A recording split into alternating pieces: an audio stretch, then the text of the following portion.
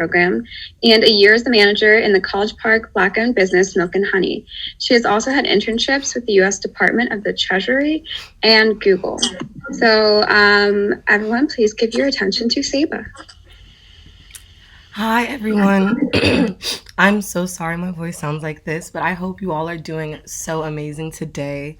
Thank you so much for that introduction, too, because I hate introducing myself, but I'm so excited to be here with y'all today because this week is so important. And, like, for me, but also just for all students and all just scholars all over the place because I'm currently attending, it doesn't look like it, but I'm currently attending a sit-in at the Department of Education that I put together with a friend of mine that goes to Howard University. Her name is Anaya Vines. She's a founder of the Live Movement. And it's called Tent City 2020. I'm so sorry about my voice. we had a talent show last night, so it was a lot of fun. You guys can check it out on the Black Terps Matter page. But we're having a sit-in, and we are occupying space at the Department of Education because we think it's very, very important to have our voices be heard. A couple weeks ago, we realized as leaders, four different leaders, four different organizations, none of our demands were being met. None of our demands were being heard. We weren't getting meetings with any of the presidents or administrators that we're supposed to be working with. And it was just very frustrating. That was last month when we started planning this. And in the past 4 weeks, we really sat down and organized and planned this amazing event. So far, we've had education panels. We've had literal concerts come by where organizations like Long Live Go-Go will come and support us, and they'll say through their speakers, "Hey Betsy," because we have a list of 6 demands for the Secretary of Education.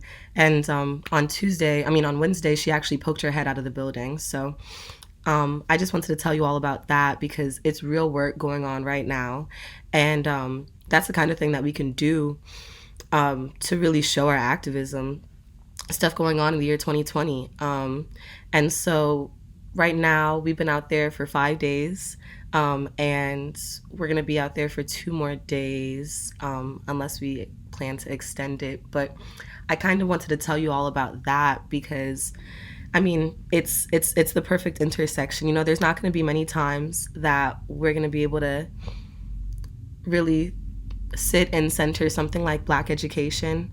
And I think that's all the more important right now because in the climate that we're in, people try to criminalize everything. They see just a group of students, like just a group of young people, they'll probably think it's some of the worst stuff, but we know what we're here for.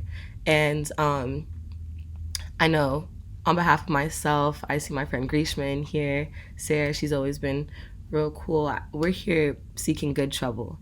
And so I really want y'all to have kind of like a paradigm shift when you think about protesting, voting, doing things for your rights. You know, the reality is every single day we could be fighting for our rights. Every day we could be in the streets protesting.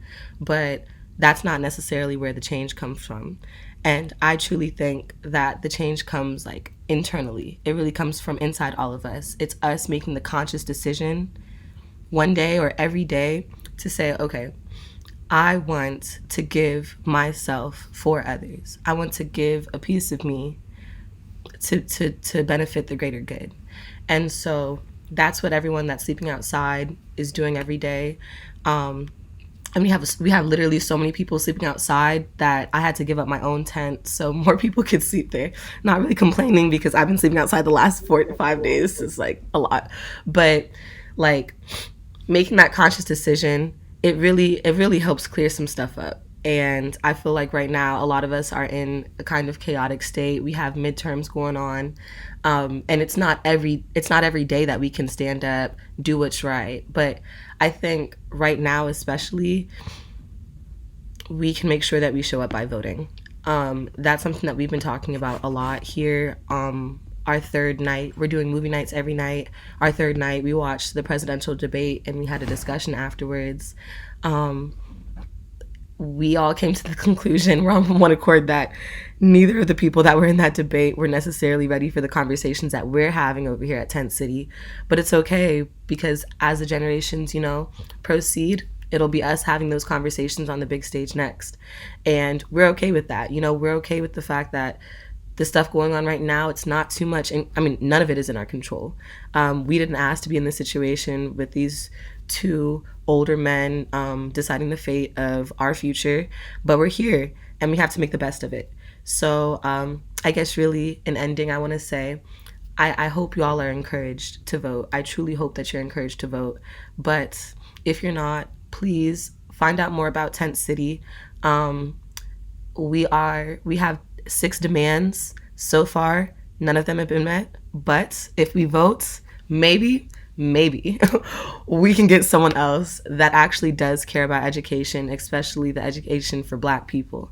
So please check. I'm gonna put into the link and everything, but check it out. And I really appreciate Grishma and Sarah and Bailey for inviting me to be here with y'all today. So y'all have a nice day.